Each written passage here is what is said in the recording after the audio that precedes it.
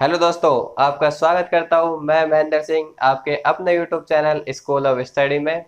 ठीक है। आज हम आपके लिए लेके आए हैं हमारे संविधान का नेक्स्ट पार्ट, जो कि रिलेटेड होएगा किससे, डीपीएसपी से। डीपीएसपी से रिलेटेड होएगा, जिसके इसके अंदर से हमारे काफ़ी क्वेश्चन बनते हैं इस पार्ट से। यह हमारे संविधान का भाग 4 है। ठीक है, इसके बारे में आज हम पढ़ेंगे। और उससे पहले आप लोगों से रिक्वेस्ट करूंगा, please like share and subscribe जरूर करें हमारे चैनल को। ओके, चलिए स्टार्ट करते हैं हम अब ये अपना सेशन। हम पढ़ने वाले हैं भाग 4। भाग 4 कौन सा? हमारे संविधान का भाग 4, जो कि किस नाम से जाना जाता है? डीपीएसपी के नाम से जाना जाता है। डीपीएसपी बोले तो directive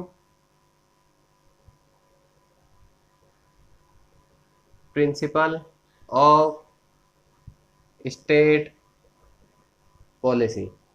directive principle of state policy DPSP की फुल फॉर्म है। और हिंदी में बोलता हूँ, इसको हिंदी में बोलेंगे भारत के नीति निर्देशक तत्व। कौन से? नीति निर्देशक तत्व। राज्यों के नीति निर्देशक तत्व डीपीएसपी, जो है हमारा भाग 4 संविधान का। आर्टिकल की बात करते हैं इसमें, तो इसमें आर्टिकल होते हैं 36 से 51 तक। 36 से 51 तक इसके अंदर आर्टिकल होते हैं। नाम डीपीएसपी, राज्यों के नीति निर्देशक तत्व। ठीक है, यह है हमारा भाग 4। अब आगे देखते हैं आगे क्या है इसके अंदर। यह कहाँ से लिया गया है, मतलब इसका सोर्स क्या है, कहाँ से लिया गया है? यह हमारा लिया गया है आयरलैंड से। कहाँ से लिया गया है? आयरलैंड से। इसके अंदर एक क्वेश्चन यह और आ जाता है, अगर आयरलैंड ऑप्शन में ना दे रखा हो तो दूसरा बहुत ही रेयर चांस है 1935 का भारत शासन अधिनियम। कहाँ से? भारत शासन अधिनियम से। मोस्टली आयरलैंड है, आयरलैंड ही आएगा। ठीक है, सोर्स कहाँ है? आयरलैंड से लिया गया। क्या लिया गया? डीपीएसपी हमारा भारत के राज्यों के नीति निर्देशक तत्व। ठीक है, ये हो गया। आगे चलते हैं इसके अंदर। इसमें हमारा पहला आर्टिकल आता है, वह है आर्टिकल नंबर 36। आर्टिकल नंबर 36 यह क्या कहता है? यह देता है हमारे राज्यों की परिभाषा। क्या बताता है? राज्यों की परिभाषा। अब आप कहेंगे राज्यों की परिभाषा तो हमने पहले भी करा था, अगर याद हो। करा था हमने, कहाँ करा था? हमारे मौलिक अधिकार में आर्टिकल नंबर 12 के अंदर क्या करा था हमने? राज्यों की परिभाषा। तो इसके अंदर वही कही गई है, जो राज्यों की परिभाषा है किसके अकॉर्डिंग? आर्टिकल नंबर 12 के अकॉर्डिंग जो राज्य की परिभाषा है वही यहाँ पर है। ठीक है, अगले चलते हैं आर्टिकल नंबर 37। अब इनमें थोड़ा सा डिफरेंस है। जैसे जो हमारे मौलिक अधिकार थे उनके लिए हम क्या कर सकते थे? उनके अगेंस्ट हम केस कर सकते थे। अगर हमारे मौलिक अधिकारों का वायलेशन होता है तो हम क्या कर सकते हैं? डायरेक्ट सुप्रीम कोर्ट में केस कर सकते हैं। ठीक है, बट इसके अंदर, यानी इसके अंदर डीपीएसपी के अंदर ऐसा कुछ नहीं है। अगर राज्य सरकार हमें जो हमारे डीपीएसपी है, जो नीति निर्देशक तत्व है, अगर हमें प्रोवाइड नहीं करा सकती तो हम उनके खिलाफ केस नहीं कर सकते, उनके खिलाफ कोई भी एक्शन नहीं लिया जा सकता। यह कहता है इस आर्टिकल नंबर 37 में, यही बात कहता है कि इनके अगेंस्ट, इनके विरुद्ध कोर्ट कोर्ट केस कह दे या इनके अगेंस्ट नहीं जाया जा सकता, कोर्ट में नहीं जाया जाएगा। ठीक है, यह जो मौलिक अधिकार होते हैं वह तो राज्यों को देने ही पड़ेंगे। बट यहाँ पर क्या है? यहाँ राज्य की चॉइस है। अब क्या है भाई, वो नहीं देंगे हमें राज्य, तो हम क्या कर सकते हैं? हम यह कर सकते हैं सिर्फ, अगली बार हम उनको वोट नहीं देंगे, उनकी सरकार नहीं बनेगी, बट और इसके खिलाफ हम कोई एक्शन नहीं ले सकते। ठीक है, यह राज्य भी इसके लिए करते हैं क्योंकि उनको भी वोट ही चाहिए, तो वह भी इन सिद्धांतों को मानते हैं और लोगों के लिए करते ही हैं। ठीक है, आगे रहता है आर्टिकल नंबर 38। 38 क्या कहता है? 38 नंबर आर्टिकल कहता है कि जो राज्यों के लिए है, राज्यों के लिए स्कीमें या नीतियां कौन बनाएगा? राज्य सरकार खुद बनाएगी। राज्यों के लिए नीति राज्य राज्य बनाएंगे। ठीक है, नीति यह बनाएंगे अपने राज्यों के लिए। अब क्या चीज ध्यान में रख के? उनकी सामाजिक, आर्थिक और राजनीतिक तरीकों को ध्यान में रखते हुए यह नियम बनाए जाते हैं। ठीक है, किनको ध्यान में रखते हुए? सामाजिक, आर्थिक और तीसरा राजनीतिक। इन तथ्यों को ध्यान में रखते हुए, इन पॉइंटों को ध्यान में रखते हुए राज्य अपने राज्यों के लिए नीतियां बनाते हैं, बनाएंगे। यह इसके अंदर लिखा हुआ है। आगे रहता है आर्टिकल नंबर 39। इस आर्टिकल में कहा जाता है, क्या कहा जाता है कि स्त्री व पुरुष को समान कार्य के लिए, काम के लिए क्या दिया जाएगा? समान वेजेस। समान वेजेस दिए जाएंगे इसके लिए, समान कार्य के लिए। इसके बीच में कोई भेदभाव नहीं होगा। दूसरा इसके अंदर आता है, दूसरा भी यही आता है, स्त्री पुरुष को जो काम के अवसर मिलेंगे, काम के अवसर वह भी क्या मिलेंगे? बराबर। काम के अवसर भी बराबर मिलेंगे और उनके अगेंस्ट जो वेजेस मिलेगा वो भी दोनों को क्या मिलेगा? बराबर मिलेगा। यह कहता है हमारा आर्टिकल नंबर 39। इसमें एक चीज और है, क्या? वह कहता है जो हमारे भौतिक संसाधन है, भौतिक संसाधन है जो, उनके लिए कोई एक स्वामित्व नहीं है, यानी उनकी ओनरशिप किसी एक के हाथ में नहीं होगी। वह सबको बराबर वितरित किए जाएंगे ताकि सबका अधिकार हो उसके ऊपर। ठीक है, भौतिक संसाधनों के ऊपर एक ओनरशिप नहीं रहेगी। यह कहता है हमारा, एक ओनरशिप नहीं होगी। किस पे नहीं होगी? भौतिक संसाधनों पे। ऐसे हमारा डी आ जाता है। नेक्स्ट, इसमें क्या कहते हैं? इसमें कहते हैं जो उत्पादन होता है, उत्पादन, उत्पादन बोले तो प्रोडक्शन। प्रोडक्शन यानी जो प्रोडक्शन का होता है छोटी कंपनियों वगैरह में, तो जो कंपनियां वगैरह जो लगा सकते हैं, उसके लिए भी कोई ऐसा नहीं है कि भाई एक बंदा है वही कंपनियां लगा सकता है, वही सबको रोजगार देगा, यह चीज नहीं है। इसमें भी कहा गया है उत्पादन के लिए कोई इकाइयां लगाना चाहता है, यूनिट लगाना चाहता है, तो उसका अधिकार भी सबको बराबर है, लगा सकता है। इसके लिए भी कोई रोक टोक नहीं होगी। यह कहता है हमारा आर्टिकल नंबर 39। ये 4 पॉइंट ध्यान रखें। इसके अंदर आता है फिर आर्टिकल नंबर 39 के अंदर यह आता है कै। 39 का जो कै है वह क्या कहता है? वह यह कहता है जो न्याय है और दूसरा विविध। विविध यानी कानूनी। जो कानून होएगा, न्याय होएगा, वो तो होएगा समान। 39 का कै, 39 का क्या क्या कहता है? न्याय समान होएगा और दूसरा और क्या होएगा? जो विविध प्रणाली है, यानी जो कानूनी सलाह है या कानूनी सहायता है वह फ्री ऑफ कॉस्ट होगी। यानी कानून की जो अगर सहायता लेनी है या मदद लेनी है वह फ्री ऑफ कॉस्ट मिलेगी। कानूनी सहायता मुफ्त में होगी। अब इसका क्या मतलब हो गया? न्याय समान होगा, मतलब कोई ऐसा नहीं होगा कि भाई कोई बड़ा आदमी है तो उसको कम सजा कम हो जाएगी या छोटा है ज़्यादा मिलेगी, या ऐसा कुछ भी नहीं होगा। न्याय रूल सबके लिए है, वो बराबर है, इसलिए जो न्याय भी होगा वो समान होगा। अगर एक सजा के लिए, सेम सजा के लिए एक को 1 साल की सजा हुई है तो दूसरा चाहे करोड़पति अरबपति ना हो उसको भी 1 साल की सजा ही होगी। ठीक है, ऐसे दूसरा है जो कानूनी सहायता। कानूनी सहायता जैसे अगर ये भी पैसों की हो तो बड़े बड़े लोग हैं वो तो भाई कानून की सहायता से अपने सब काम निकलवा ले जाएंगे, लेकिन गरीब आदमी तो बेचारा मरा रह जाएगा। इसीलिए कहा गया जो कानूनी सहायता होगी वह भी मुफ्त होगी, उसके लिए भी कोई किसी का पैसा नहीं लिया जाएगा। ठीक है, ये हो जाता है हमारा आर्टिकल 39। बात कर लेते हैं आर्टिकल नंबर 40। 40 के अंदर क्या आ जाता है? पंचायत है, पंचायतों का गठन। ठीक है। आर्टिकल नंबर 40 के अकॉर्डिंग क्या होगा, पंचायतों का गठन हुआ। ठीक है। अब आ जाता है हम 41, 42 और 43। थोड़ा सा रिलेट करके याद करेंगे इनको तो हो जाएगा। जैसे 41 के अंदर कहता है भाई कुछ दिशाओं के अंदर या कुछ कंडीशंस के अंदर, कुछ दशाओं के अंदर, कुछ दशाएं कौन सी, जैसे कोई बेरोजगार हो गया, बुढ़ापा हो गया, या डिसेबल हो गया जिसको हम क्या बोलते हैं, विकलांग बोलते हैं। ऐसी कंडीशंस है हमारी कुछ।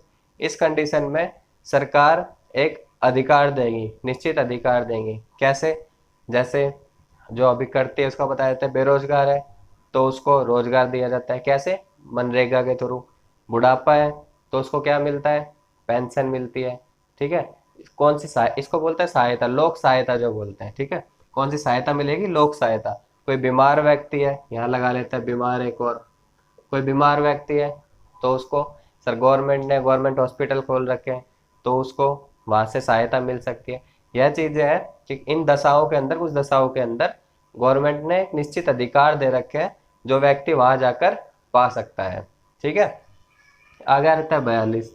अब जैसे रिलेट करना थोड़ा, जैसे बेरोजगार है तो बेरोजगारों को क्या मिलेगी, नौकरी मिलेगी हमारे 41 नंबर आर्टिकल के तहत।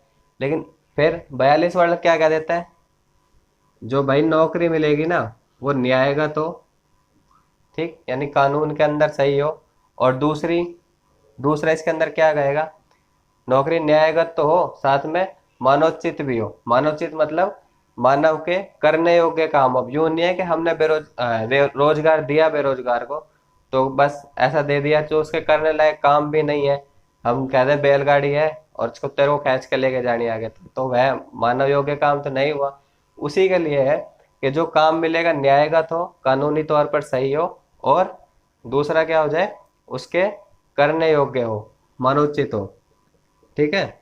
मानवोचित हो यानी करने योग्य काम हो, वह हो जाएगा 42 में। यानी रोजगार मिलेगा तो न्याय और मानवोचित के तहत ही मिलेगा। ठीक है। अब 43 में क्या आ जाता है, मजदूरी। जो मजदूरी मिलेगी वो कैसी मिलेगी, निर्वाह मजदूरी। मजदूरी ऐसी मिलनी चाहिए जिससे उसका निर्वाह हो सके, मजदूर का, वो अपना जीवन जी सके, कम से कम 2 टाइम की रोटी तो खा सके, ऐसी मजदूरी मिलनी चाहिए। ठीक। तो वो इन तीनों को रिलेट करके हम ये याद कर सकते हैं। अब आ जाता है आर्टिकल नंबर 44। 44 क्या कहता है, समान नागरिक संहिता। इसको क्या बोलेंगे और इंग्लिश में, uniform civil code. Uniform civil code, सभी नागरिक क्या होंगे, समान होंगे। यह हो जाती है हमारी समान नागरिक संहिता।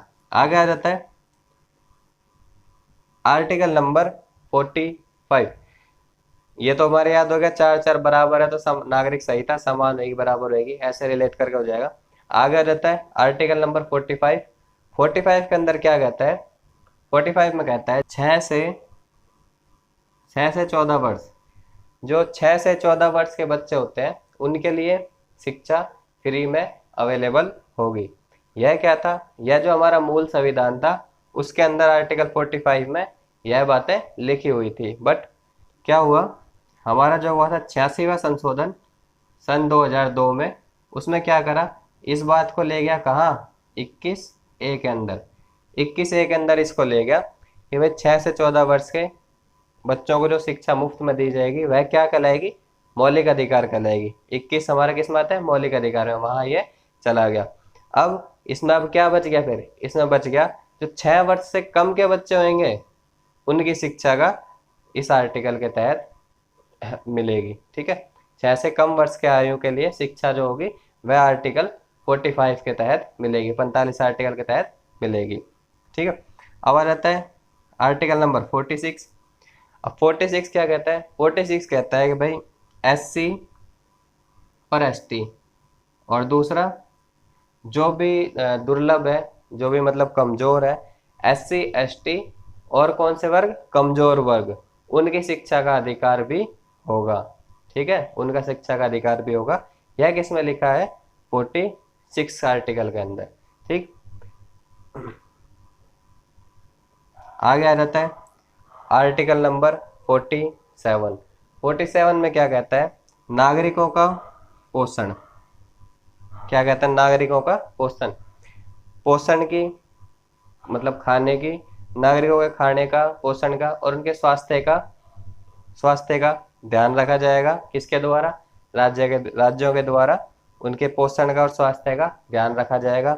और इसके साथ साथ जो मादक पदार्थ होते हैं, मादक पदार्थ जो दारू वगैरह जो है, नशीले पदार्थ हैं जो, उनके ऊपर प्रतिबंध लगाया जाएगा। ठीक है, प्रतिबंध लगाया जाएगा। यह किस में लिखा है? आर्टिकल नंबर 47 में। नेक्स्ट आ जाता है आर्टिकल नंबर 48। 48 आर्टिकल हमारा क्या कहता है? 48 आर्टिकल हमारा कहता है जो कृषि के और पशुपालन के तरीके हैं उनको हम वैज्ञानिक तरीकों से सुधार करेंगे और विकास करेंगे। किसका? कृषि का और पशुपालन का। कृषि का और पशुपालन का हम विकास करेंगे, सुधार करेंगे। कैसे? वैज्ञानिक तौर तरीकों से हम इसका करेंगे ताकि वृद्धि ज़्यादा हो। और इसके अंदर एक बात और है, वह यह है जो पशुओं की बलि दी जाती थी उस पर रोक लगाई जाएगी, पशुओं की बलि पर रोक लगाई जाएगी। यह कह रहा है हमारा आर्टिकल नंबर 48। आगे चलते हैं। आर्टिकल नंबर सॉरी इसके अंदर क्या है? आर्टिकल के अंदर एक क्या भी है। आर्टिकल 48 के अंदर एक क्या है? वह 72वें संविधान संशोधन में 42वें संविधान संशोधन में 1976 में ऐड किया गया था। क्या? पर्यावरण का संरक्षण। क्या करेंगे हम? पर्यावरण का संरक्षण करेंगे और पर्यावरण में जो जीव है, जीव जंतु है, उनकी भी सहायता करेंगे और उनके प्रति आदर भाव रखेंगे। ठीक है, यह हो जाता है हमारा आर्टिकल 48 का क्या है। नेक्स्ट आ जाता है हमारा आर्टिकल 49। आर्टिकल 49 हमारा क्या कहता है? आर्टिकल 49 हमारा कहता है क्या? जो हमारे राष्ट्र के स्मारक है, स्थान है, उनको जो स्मारक हमारे कौन से पुराने स्मारक है, स्थान है, उनको हम नुकसान, नागरिक उसको नुकसान नहीं पहुंचाएंगे। जो स्मारक है उनकी सुरक्षा की जाएगी और उनके नुकसान नहीं पहुंचाया जाएगा। यह किस में लिखा है? आर्टिकल नंबर 49 में लिखा है। फिर आ जाता है आर्टिकल 50। 50 क्या कहता है? 50 कहता है न्यायपालिका और नगर पालिका।